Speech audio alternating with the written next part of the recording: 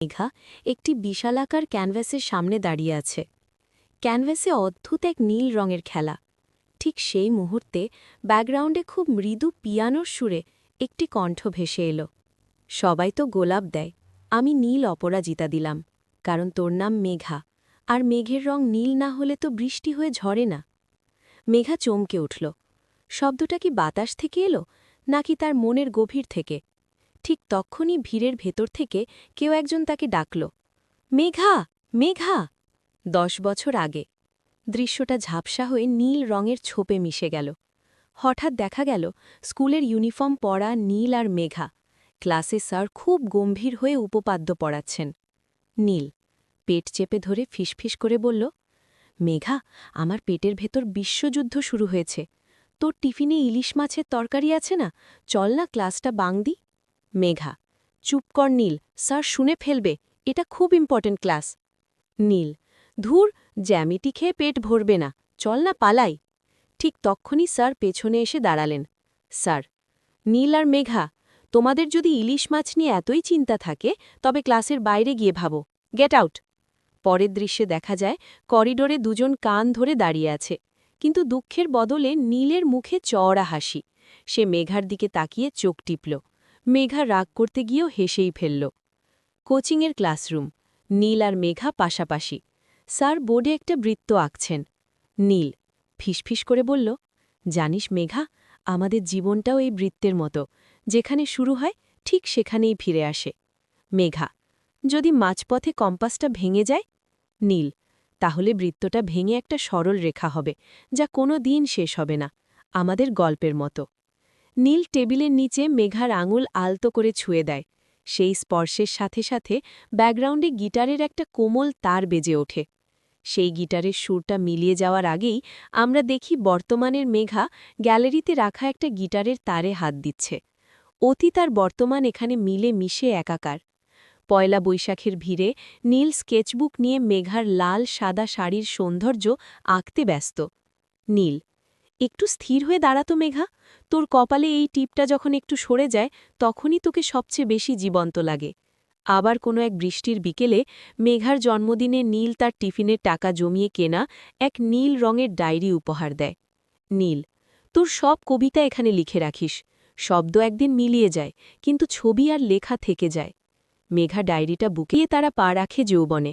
নীল ভর্তি হয় চারুকলায় আর মেঘা ইংরেজি সাহিত্যে। চারুকলার বকুলতলায় মেঘা যখন শেক্সপিয়ার পড়ছে, নীল তখন পেন্সিলের টানে মেঘার প্রতিকৃতি আঁকছে। হঠাৎ একদিন নীলের অক্সফোর্ডে স্কলারশিপ আসে। নীল যেতে চায় না, সে মেঘাকে ছেড়ে কোথাও যাওয়ার কথা ভাবতেই পারে না।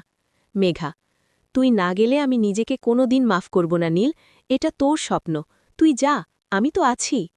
নীল চলে গেল। প্রথম কয়েক মাস রোজ কথা হতো, কিন্তু হঠাৎ একদিন যোগাযোগ বন্ধ। 6 মাস, 1 বছর, কোনো খবর নেই। মেঘার পাঠানো কবিতার মেলগুলো উত্তরবিহীন পড়ে থাকে। বিদেশে এক ভয়াবহ দুর্ঘটনায় নীল তার দৃষ্টি হারায়।